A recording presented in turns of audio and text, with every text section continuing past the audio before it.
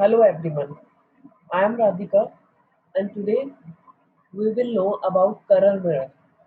Current mirror are also known as amplifiers under the name analog building block.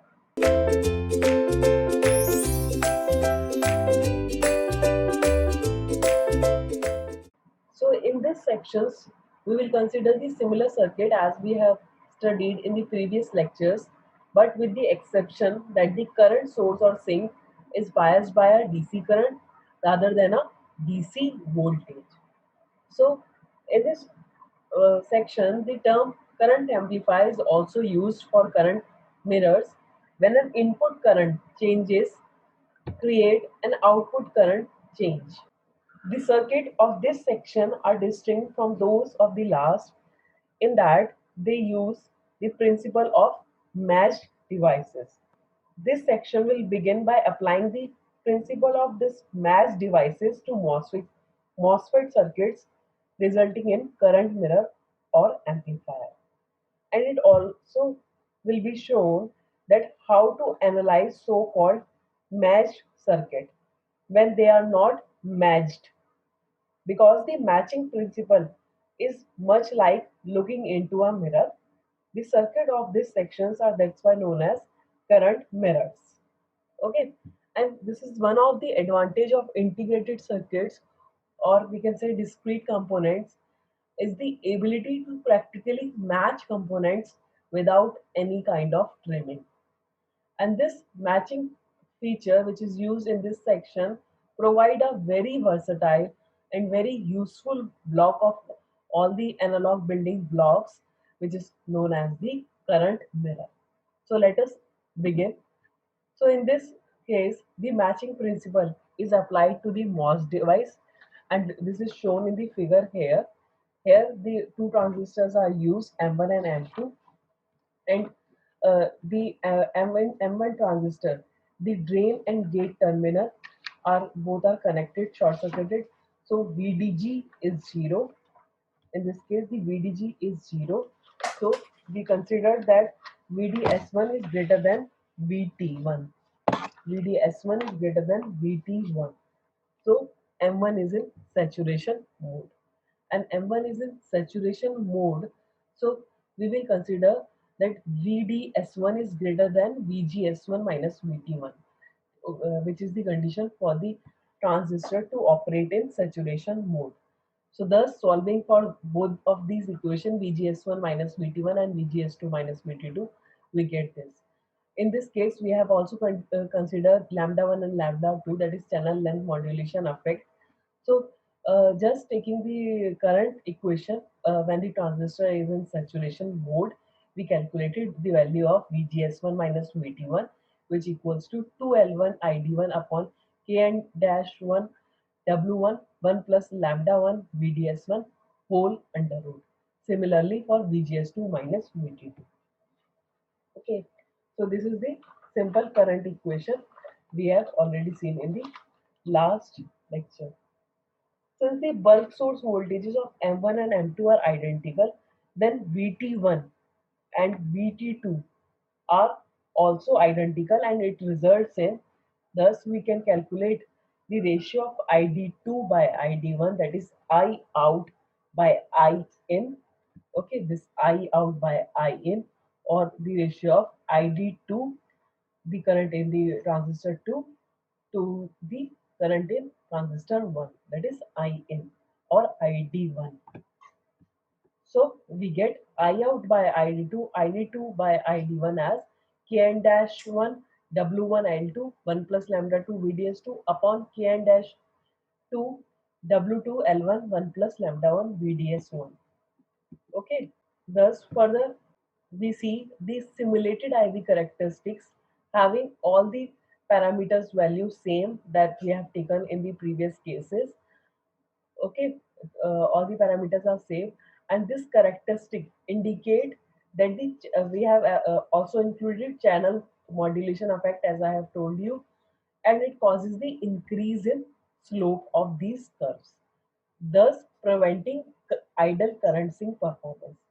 And the measure of these slope of these curve is given by the same small signal output resistance, and in this case it is equals to R out is equals to V out by I out equals to RDS2, which is equals to 1 by lambda ID2 equals to 1 by lambda I out. Okay, and this corresponds to an output resistance of 1 mega ohm. And when I out is equals to 100 microampere, the value of V min for the circuit which occurs when M2 transition from the saturation to the active region can be shown to be 1.2 volts when I in is equals to 100 microampere. So let me show you that how we get this value. Now let me show you. It is given that this correspond to an output resistance of 1 mega ohm when I out is given 100 microampere. So R out can be find out using this equation. 1 upon lambda is given as 0.01, and it is I out is given as 100 microampere. Substituting all the values, we get this is microampere, so we get 1 mega ohm. R out as 1 mega ohm. Okay, now we need to calculate. It is given that the value of V min for the circuit of this figure A, which the circuit of current mirror, which occurs when M2 transition from the saturation to the active region, can be shown to be 1.2 volt. Then how is it possible when V in is 100 microampere? So simple, VGS is equals to the value of V min, and this V min can be calculated from the same equation of the saturation. Okay, ID1L Kn dash W plus, okay, and it we get 2 into 100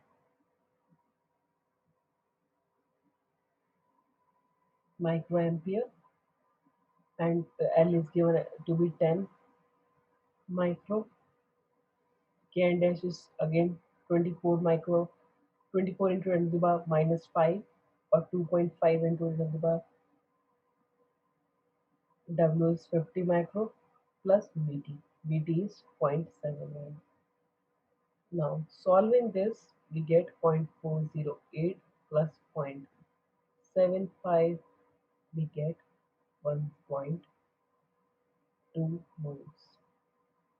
It is equals to around 1.15, which is approximately equals to 1.2 volt. So this way we get the value of V. Okay, next we have, now the matching accuracy is find. How we can find the matching accuracy? Matching accuracy can be determined in the same manner as we have done for BJT current mirrors. Simply the ratio of ID2 by ID1, or we can say the ratio of I out by N, which can be expressed as we have seen the same current equation. ID2 by ID1 is equals to Kn dash 2 by Kn dash 1, VGS2 minus VT2 whole square upon VGS1 minus VT2 whole square, 1 plus lambda 2 VDS2 upon 1 plus lambda 1 VDS1. And it has been assumed that W2 by L2 is equals to W1 by L1. So in this case, the ratio of W by L is matched, is ideally matched. And using the following definition, that Kn dash 1 is equals to Kn dash plus del Kn dash by 2. So this is the little deviation from the original values. Similarly for Vt, um, and similarly for lambda. So we substitute all these deviation, all these definitions in this value of ID2 by ID1. Okay, what we get? ID2 by ID1, we have put Kn dash 2 as equals to Kn dash minus del Kn dash by 2, VGS minus VT plus del VT by 2 whole square. Similarly, 1 plus lambda VDS minus del lambda VDS by 2. Okay, here we have substituted the value of lambda 2, which is equals to lambda minus del lambda by 2.